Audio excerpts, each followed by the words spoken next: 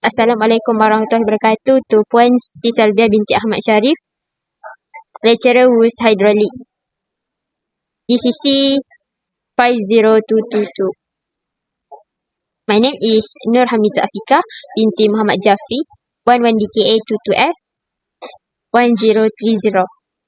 And my teammates Sanggita anak perempuan Banu, 11DKA 22F 1071.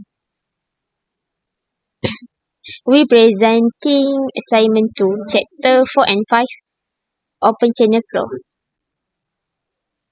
For the introduction, the study of open channel flow is fundamental in hydraulic engineering, dealing with the movement of water with a free surface exposed to atmospheric pressure. Open channel flow occurs in rivers, streams, canals, and other conduits not entirely filled with fluid, where gravity primarily drives flows. This chapter explores key concepts including flow classification, energy and momentum principles, and channel design.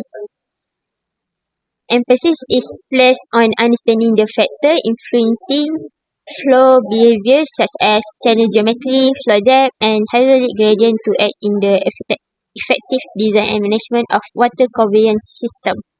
For the question 1, a drain has been built at Permata Serai, Merlimau to upgrade the existing drainage system.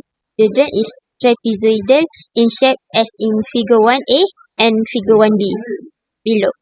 Discuss and determine the flow rate that can be accommodated by the drain if the water depth is at the maximum depth. Drain information is as below. Assume slope is 1 in 1500. This is a diagram for figure 1A and figure 1B.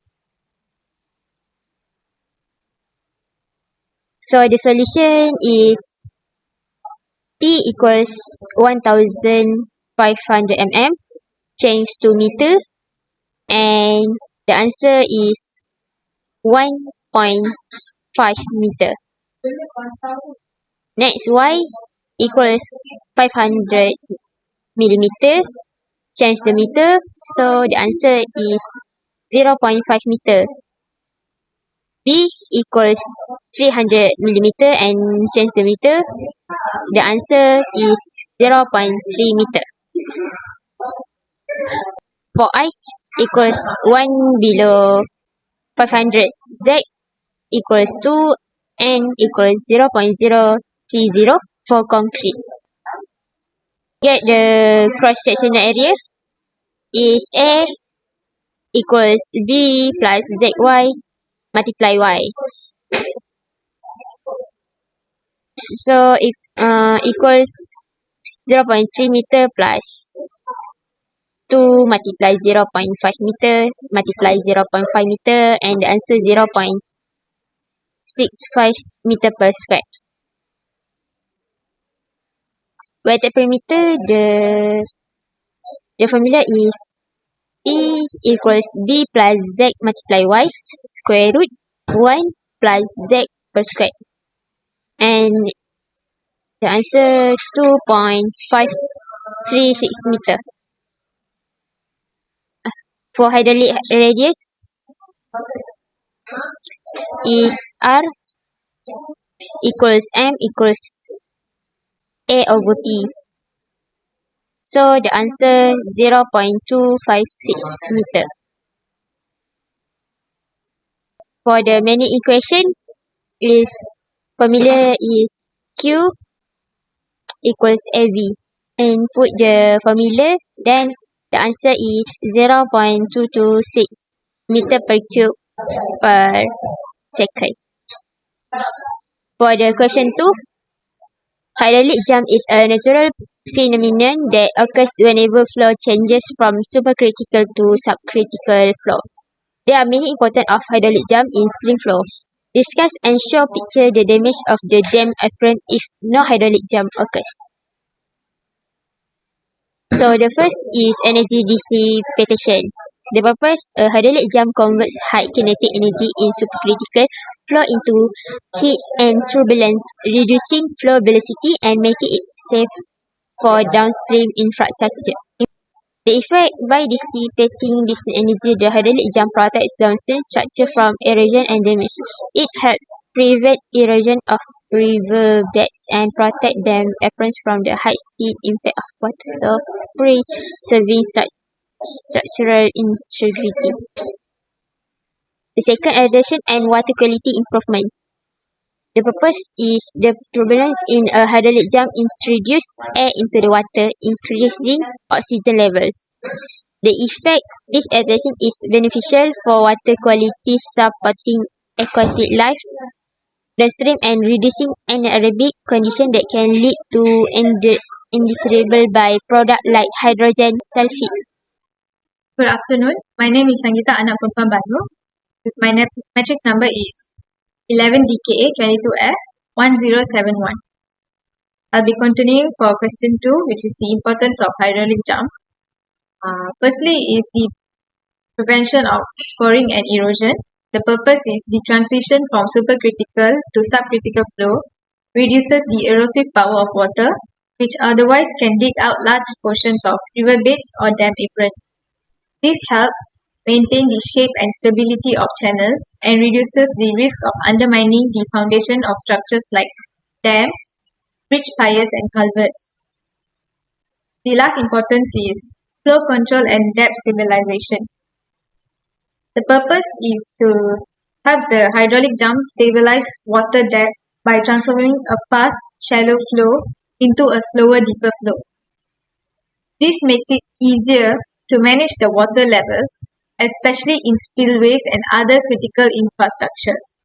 By increasing water depth, hydraulic jump also supports the safe release of water, especially during flood conditions, reducing the risk of downstream flooding. Next is the damage of dam apron. Here is the image of damage of dam apron. So the high speed of water flow erodes and scores the dam apron, exposing cracks and holes into the concrete, which highlights the importance of energy dissipation through hydraulic jump. Next is question 3. The discharge in a channel bottom width 3 meter is 12 meter cube per second.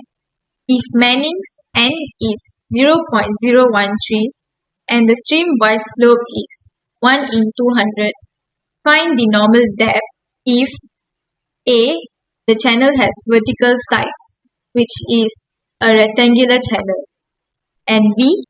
The channel is trapezoidal with side slopes, which gives 2h to the ratio of 1b. So for question 3a, we have listed down all the given numbers, which is Q for the flow rate, 12 meter cube per second, and 0.013, N is the Manning's constant, I is the slope, which is 0.05, B is the width of the rectangular channel, which is 3 meter, and for this question we have to find the depth of this rectangular channel. So the depth will be Y. So the solution, firstly, we have to find the area, wetted perimeter, and the hydraulic radius for this rectangular channel. So for area is A equals to BY, and we substitute from the earlier, we got B equals to 3.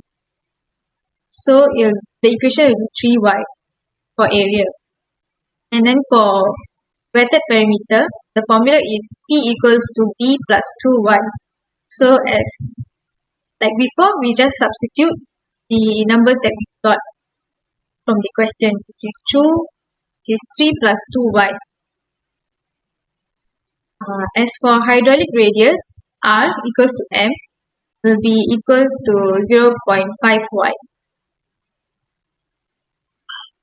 So for this question, we will use Manning's equation, which is Q equals to AB, and this is the equation for B.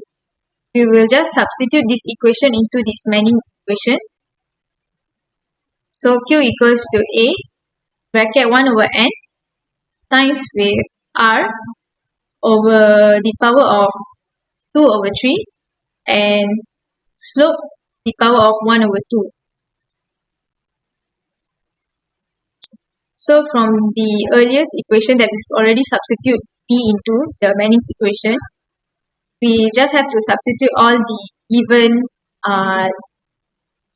answers, given numbers, which is 12 equals to 3y, and I will be 1 over 0.013, r will be 0.5y to the power of 2 over 3, and then our I will be 0.005 to the power of 1 over 2. So likewise, for this equation, you just have to solve based on arithmetic method. And the solution you will get here is y equals to 5, y to the power of 5 over 3 equals to 1.17, and then the last answer for y is 1.299 meters. So this is the depth for the rectangular channel for question A. Okay, so next is question 3b. So now we have to just list out the same thing, which is q equals to 12 meter cube per second, n equals to 0.013, and the slope is 0.005, plus the trapezoidal channel is 3 meters, which is b equals to 3 meters. And next we just find the area for the trapezoidal channel, which is a equals to b plus z y times by y, and we just substitute 3 into the b in this equation, which is 3 plus 2y times by y. We also have to find the vector perimeter and hydraulic radius, which is p equals to b plus 2y square root of 1 plus z power of 2. So once again, you have to just substitute b, which is 3 equals to b 3 plus 2y square root 1 plus 2 to the power of 2. And as for hydraulic radius, r will be equal to m, and m will be equal to area divided by vector perimeter. So the same thing, we just have to substitute from the area we gotten earlier before, as well as the perimeter, and this is our equation. So m is equal to 3 plus 2y times by y divide by 3 plus 2y square root 1 plus 2 to the power of 2. So the same thing, we have to use Manning's equation, which is q equals to av, and as for the v, we will take the equation from v equals to 1 over n times by m power of 2 over 3 and I power of 1 over 2. So this is the equation after we have substituted the v. Same thing, we just bring over the same equation from earlier slide and just substitute all the values that we listed down just now. So q will be 12, 1 over 3, a will be 3 plus 2y times by y, r will be this, and for our slope will be this, to the power of 1 over 2, and divide by 0.001 over 13. This is our 1 over n. Next, we have to try the trial and error method. So we will try with 0.74, which is when y is equals to 0.74. So we just have to substitute the same thing and substitute 0.74 into each y's equation. So therefore 12 equals to 3.3152 times by 0.651 times by 0.0707, all together divided by 0.013. Therefore we will get 11.74. And in this case, it does not match with Q. It does not equal with Q. So 0.75 is not fit for, does not equals to Y. It's not the answer. The next trial and error method we will use when Y is equal to 0.75. So the same thing, we just have to substitute Y into the equation here, which is 0.75. So 12 equals to 3.375 times by 0.656 times with 0.070, altogether divided by 0.013. Therefore, you get the answer 12, which is equal to Q.